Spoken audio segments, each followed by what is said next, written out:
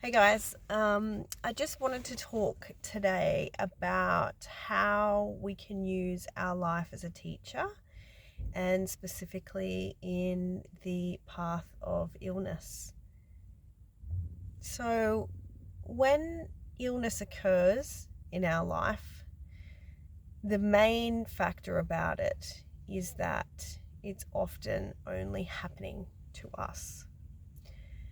And the biggest thing about this is that we begin this solo journey, especially if it's life-changing illness or accident.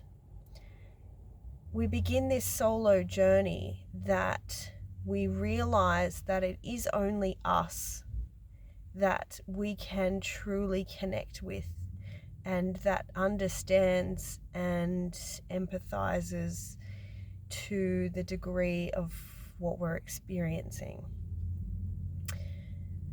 And for a lot of people, including myself, illness has many stages that it can lead you to and through. And this is because it's breaking down all of those sort of beliefs or illusions that we have held about who other people are in our life, what life actually is, and it can even hold a sense of not immortality, but kind of like when I got told I had cancer. Before that, I never really thought that it would happen to me or it could happen to me, which isn't so much of a bad thing.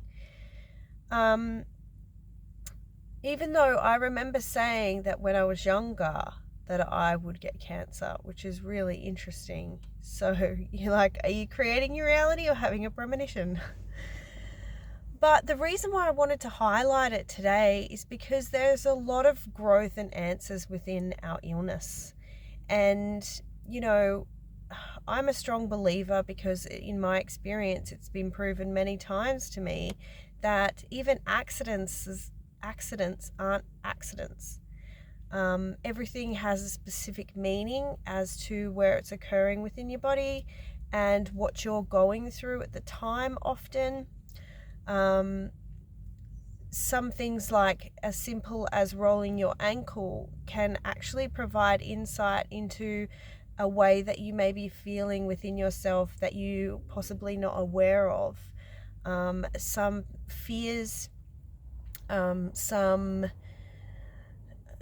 beliefs or ways of thinking, thought patterns that are occurring that you might not be consciously aware of. And the reason that this is so amazing is because everything is awareness. And when our body is speaking to us in these ways, it's actually providing us with this amazing tool to receive insight and awareness into ourselves. And there's many layers. There can be external blame, there can be victim, there can be helplessness, and I honestly believe in my experience that this is all part of it and that all of that is the divine process that you are going through. So if there's anything that I can recommend, it would be allow yourself to get into a space where you can really remove all judgment, all blame, all feeling, and I guess rejection about what's actually occurring within you, and just allow yourself to sit in the space of, if it's a body part, allow yourself to go into that body part. Allow yourself the room for that body part to speak to you.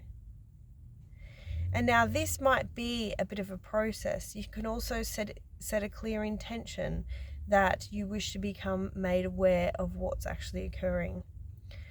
Now, there's a lot of information out there about what correlates to what. And of course, I'm always really, really open in my sessions to assist with something in particular. Now, it's very important to know that we aren't trying to fix something, because the fixing actually occurs on its own once the issue has been resolved. So it's not about us fixing anything. Quite often it can just bring you to a place of clarity about what already is. So what is occurring, and being able to accept and understand and be okay with what is actually occurring, rather than, I want this fixed, I want it to go away, which is ultimately judging and rejecting what's actually occurring within you. Now, the problem with the judging and rejecting, of course, none of us really like to be in pain, is because it's often connected to a part of us that we are judging and rejecting, which is why ultimately it leads to pain. Because if we are so good at judging and rejecting this part of us, it has to arise in a way that's going to get our attention. It's almost like somebody letting everyone go to the dinner buffet first so many days in a row that you actually don't even get to eat anything because you've let everybody else go before you.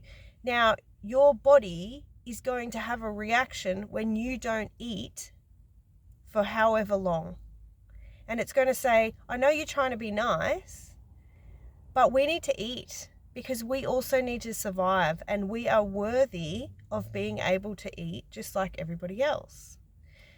So when we are able to see that these things are happening within us, to get our own loving attention, it really can change the experience that we're having, and it can work to allow us to understand ourselves on a deeper level.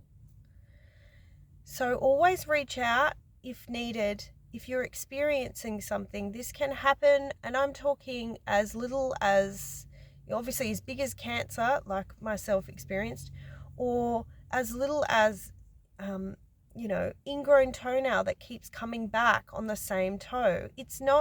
There is nothing that's too small to actually provide insight in a certain way.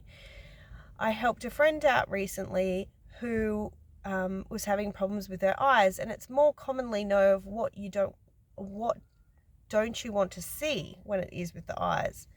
However, when I tuned in, it was actually about her being seen.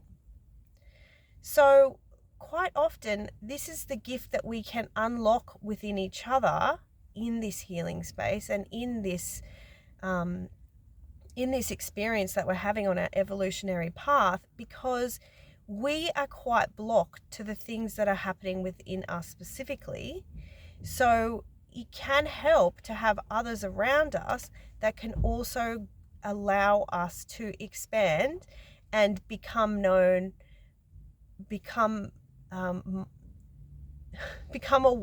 that's the word, become aware of what's actually occurring, because we can see everyone so black and white, and then ourselves, it's so difficult to see ourselves. And that's another part of it, because we need each other.